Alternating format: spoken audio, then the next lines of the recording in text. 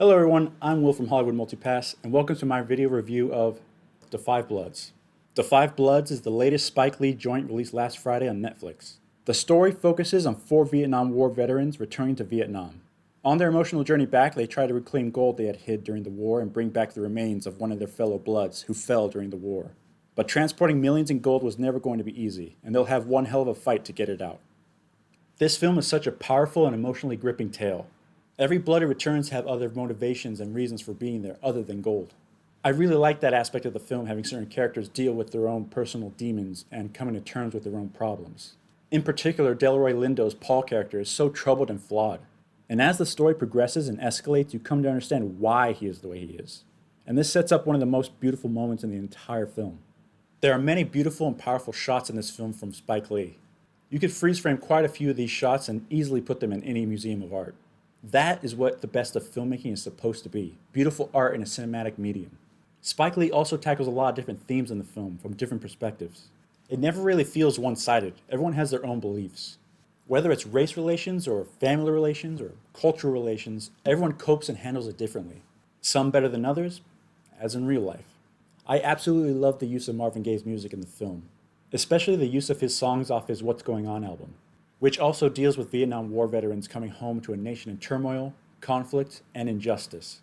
It's not just one of Marvin Gaye's best albums of all time, it's simply one of the best albums of all time, period.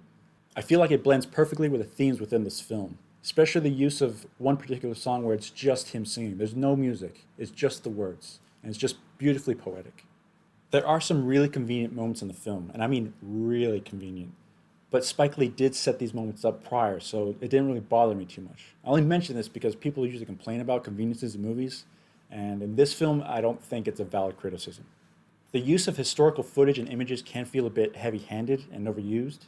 Personally, I prefer films that imply things instead of flat out tell you or give you a history lesson. But to be fair to Spike Lee, there's a lot of people outside the US that don't know our history, or what Black Americans went through at the time, and are still going through. Hell, there's a lot of people in the US that don't even know our own history. So in my opinion, the use of these images are completely validated. As a warning, there are disturbing images in this film that might make you uncomfortable.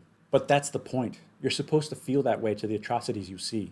And the most disturbing images are the ones from the real historical footage from the 60s in the war in Vietnam and the war at home. There is no censorship or cutting away to spare you. It's just raw, unfiltered footage. It's meant to break your heart and show you how crazy things were at the time, especially when giving you the perspective of Black America at the time. You could say things still haven't changed. But it's important to remember these images. To quote one of my favorite quotes of all time, "Those who did not learn from our history are doomed to repeat it." This is one of Spike Lee's best films to date. This should definitely be a strong contender for Best Picture at the Academy Awards. It's the best film I've seen this year. Da 5 Bloods gets a buy from me. Obviously, with this being a Netflix film, you don't have to buy anything if you have a subscription. So next time you're browsing Netflix, push play and check it out. It's definitely worth watching. And that's my review of Da 5 Bloods. Have you seen it? What's the most memorable scene for you? Leave a quick like and let me know in the comments below. Stay safe out there. Thank you for watching the video, and I'll see you on the next episode of Hollywood Multipass.